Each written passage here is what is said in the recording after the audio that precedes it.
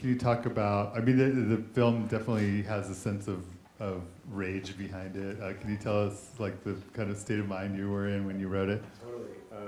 Yeah, I had been working with like a lot of frustrating people, a lot of ego, and just bad times on a lot of things, and it felt like a funny thing to write about and try to process through some, you know, version of film.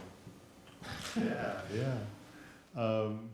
And I guess can you tell the production design is so minimalist and hilarious. Can you tell us what it was, how you conceptualized it, and what it was like to kind of create it? Totally.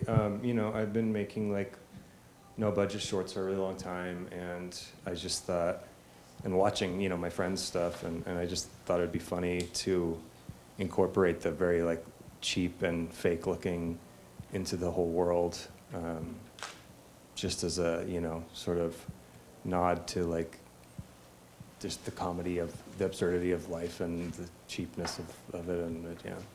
Yeah, yeah. So what was it like to? Was it laborious to put the sets together, or where did you create the sets? Most of the sets are either in my apartment, or I had like one space that a friend, like a studio space my friend let me like reappropriate for different sets. But yeah, like the bar was my apartment, and I had it set up like a bar for like maybe like 4 or 5 months, just because I was shooting it in like these small chunks when I could, you know. So was it shot over 4 or 5 months? It was probably almost a year, just like on weekends when people were available. I would try to shoot out most of the scenes, you know, that took place in one location at a time. But like, I usually make like a few shorts a year, so I kind of like tackled it as though it was a series of shorts, which was also like part of the joke of like having tons of lighting incongruencies and continuity issues. Which I thought would just be fun to, instead of trying to, you know, make a movie that you avoid all those errors, to use them as strengths and make it a joke. Yeah. Yeah, yeah. Questions from the audience? Anyone? Yes. Can you talk about the score? I really like that repeating motif, and then you have other stuff. Yeah, I think the score really makes the movie palatable. My friend Danny, who is in the film, he plays like every kind of little extra part, like all the little people that have like a couple lines. He did the score, and he's the type of person that he didn't, I don't think, watch the film when he wrote it. I just gave him like random words, and he came up with it. I noticed in the credits there weren't any like crew positions listed.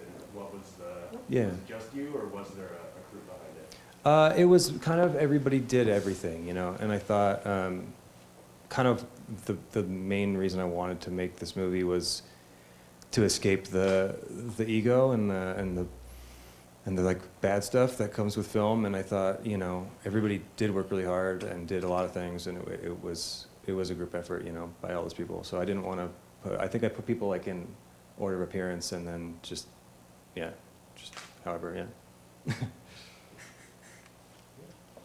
How long did it take you to write the script? The script was pretty easy. I think it was probably a week or two of just punching out like little ideas, and I think I might have incorporated some other like, you know, short sketches that I had already written or something. It was very fast. Yeah. And you shot green screen? So it's a combination of green screen and rear projection. I wanted to do only rear projection because it's just like a cooler look, but green screen has its own like jokes, and I think like having a poorly executed green screen is funny.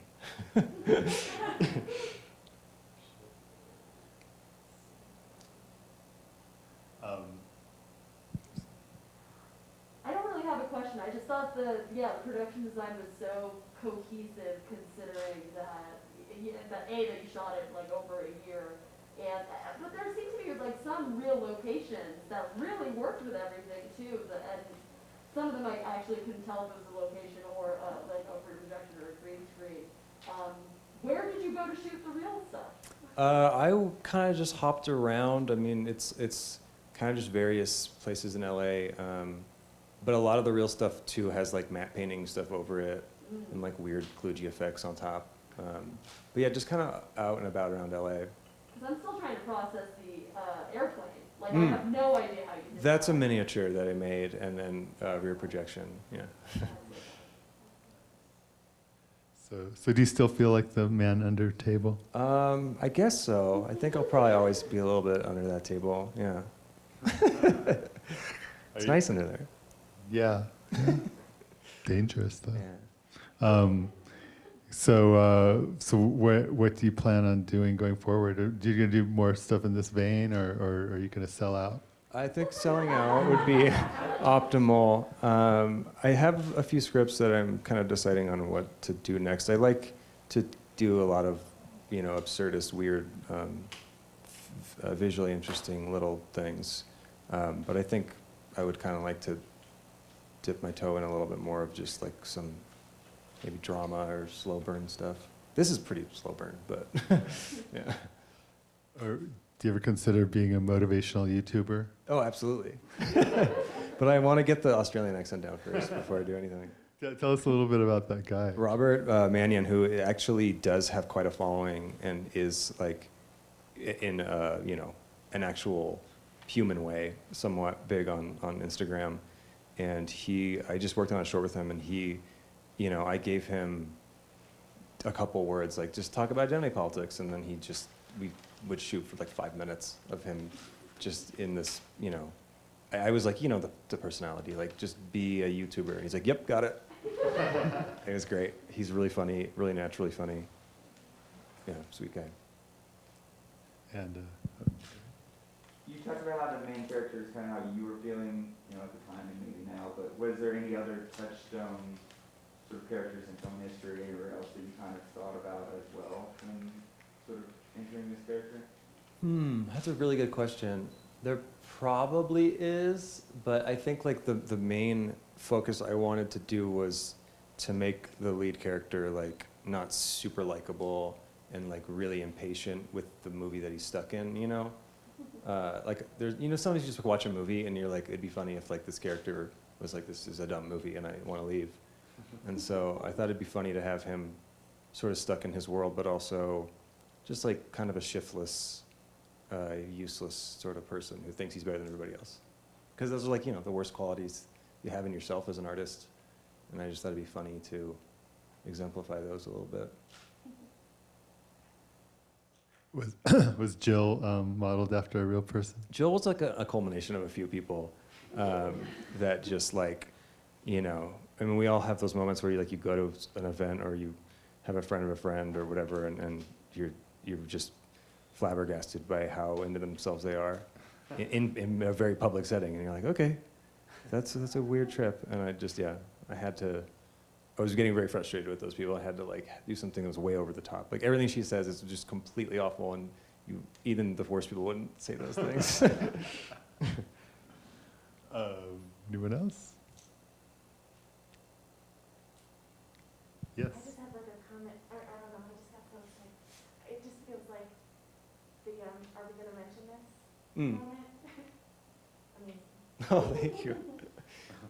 Yeah, I think like when I was conceptualizing the script, it was like supposed to be like the real world and the fantasy worlds. So like, I don't know, I think there's like maybe something in his subconscious that's trying to communicate with him or something in those times. And I just wanted them to seem like there were alternate meanings to those scenes that weren't necessarily there. There's sort of a dream logic idea, I guess.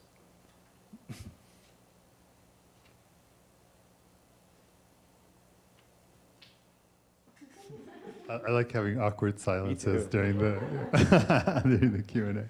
Anyone else? What's the cosmic bright side of the movie? Oh, wow. I think the cosmic bright side is, at the end of the movie, I don't know if it's like fully understandable or interpretable, but, you realize that you're just sort of a person stuck in, your world, and it's not really a big deal, and people's journeys are all their own, and you know, you're just like everyone else, and it really doesn't matter.